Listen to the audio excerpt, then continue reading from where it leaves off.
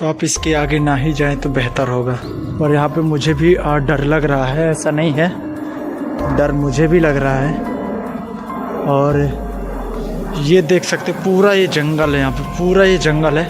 नमस्कार दोस्तों, तुगलकाबाद किला। तुगलकाबाद किला दिल्ली का ध्वस्त हुआ एक किला जो कि 6 किलोमीटर दूरी पर फैला हुआ है। हेलो दोस्तों, मेरा नाम है शिवा और आप सभी का स्वागत करते हैं एक नए वीडियो में। दोस्तों, आज की इस वीडियो में हम जानने वाले हैं तुगलकाबाद का जो किला है, तुगलकाबाद के किला के बारे में। दोस्तों, आप लोगों से आपको अच्छा लग रहा हो तो प्लीज़ इस वीडियो को लाइक करें। चैनल पर पहली बार है तो चैनल को सब्सक्राइब करना बिल्कुल मत भूलिएगा। तुगलकाबाद किला दिल्ली का ध्वस्त किया हुआ एक किला। 6 किलोमीटर तक फैले इस किले का निर्माण तुगलक साम्राज्य के संस्थापक गयासुद्दीन ने 1321 में दिल्ली सल्तनत में करवाया था, लेकिन उसे 1327 में इसे छोड़ना पड़ गया था। दोस्तों, इसके आसपास के इलाकों को तुगलकाबाद स्थानिक क्षेत्र के नाम से भी जाना जाता है। तुगलक ने इस किले के साथ साथ कुतुब बदरपुर रोड का भी निर्माण कराया था, जो नए शहर को ग्रैंड ट्रंक रोड से जोड़। इस रोड को आज मेहरौली बदरपुर रोड के नाम से भी जाना जाता है। दोस्तों, निजामुद्दीन औलिया का श्राप कहा जाता है कि इस किले पर निजामुद्दीन औलिया नामक एक सूफी संत का श्राप है।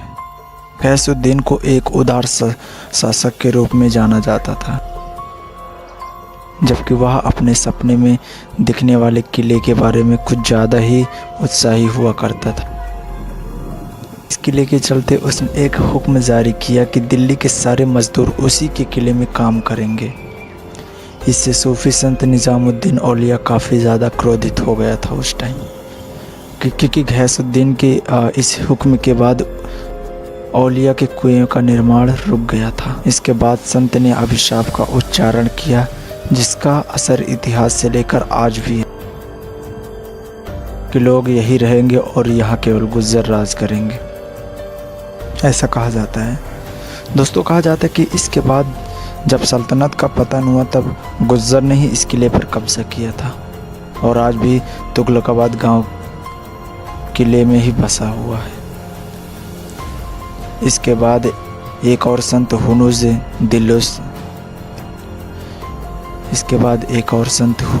दिल्ली दुरस्त ने भी श्राप दिया था। उस समय शासक बंगाल के एक अभियान में तल्लीन थे, जिसमें उन्हें सफलता भी मिली और वे लौटकर दिल्ली वापस आ गए थे, जबकि उसका बेटा मोहम्मद बिन तुगलक उससे उत्तर प्रदेश के करा में मिला। कहा जाता है कि फ्रेंच के आदेश के बाद इस सम्राट के शामियानों को उन पर गिराया गया था, जिससे उसकी मृत्यु हो गई थी। उसकी मृत्यु 1324 में हुई थी। दोस्तों, गयासुद्दीन तुगलक की समाधि दुर्ग की दक्षिणी चौकी के पास पक्की सड़क से जुड़ी हुई एक पक्की सड़क 600 फीट लंबी है, जो 27 मेहराब द्वारा समर्पित है। कहा जाता है कि 20वीं शताब्दी में इस पक्की सड़क के कुछ भाग को मेहरौली बदरपुर रोड में परिवर्तन कर दिया गया था। दोस्तों, प्राचीन पीपल के वृक्ष को पार करने के बाद गयासुद्दीन तुगलक के किले का एक विशाल प्रवेश द्वार आता है, जिसे लाल पत्थरों से बनाया गया है। गयासुद्दीन की वास्तविक समाधि को एकल गुंबददार वर्ग समाधि के आकार में बनाया है, जिसकी ढलान वाली दीवारों को रेलिंग द्वारा ताज बनाया गया। कहा जाता है कि समाधि की दीवारों का निर्माण ग्रेनाइट से किया गया और समाधि के किनारों को लाल पत्थरों से सुशोभित किया गया है और इसे सजाने के लिए मार्बल्स का उपयोग भी किया गया है। दोस्तों, तुगलकाबाद आज भी विशाल पत्थरों से बने किलों के लिए प्रसिद्ध है। तुगलक साम्राज्य के शासनकाल में यहाँ बहुत ही ऐतिहासिक धरोहरों का निर्माण किया गया था। साथ ही 10 से 15 मीटर ऊंची घुमावदार दीवारों का भी निर्माण किया गया है। जानकारों के अनुसार इस शहर में पहले कुल 52 प्रवेश द्वार थे, जिनमें से केवल 13 आज बचे हैं।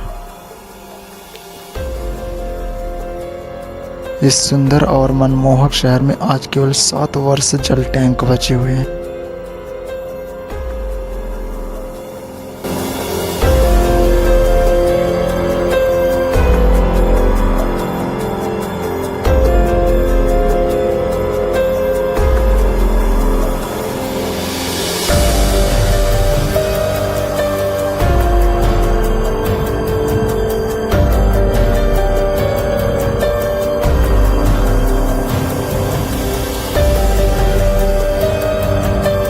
दोस्तों, तुगलकाबाद किला का रास्ता बहुत ही ज़्यादा कठिन और कांटों पत्थरों से भी भरा है।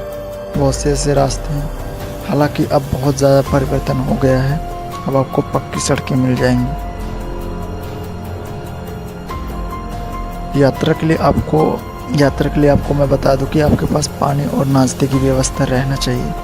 हालांकि अब बाहर ही आपको रेडी वगैरह मिल जाएंगी। बाहर आपको रेडी मिल जाएगी, जहाँ से आप नाश्ता पानी कर सकते हैं।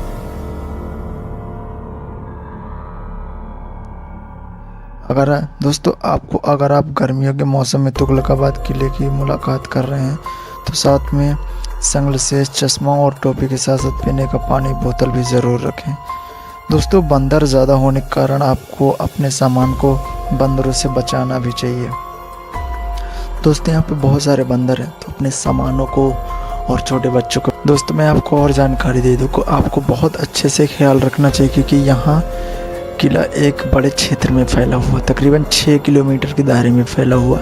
तो वहाँ घुसपैठियों और चोरों का भी बहुत ज़्यादा हुजूम रहता है, तो चोरों से भी वहाँ पे आपको बचना चाहिए। और जहाँ पे ज़्यादा जंगल झाड़ी है तो उस तरफ आपको बिल्कुल भी नहीं जाना चाहिए।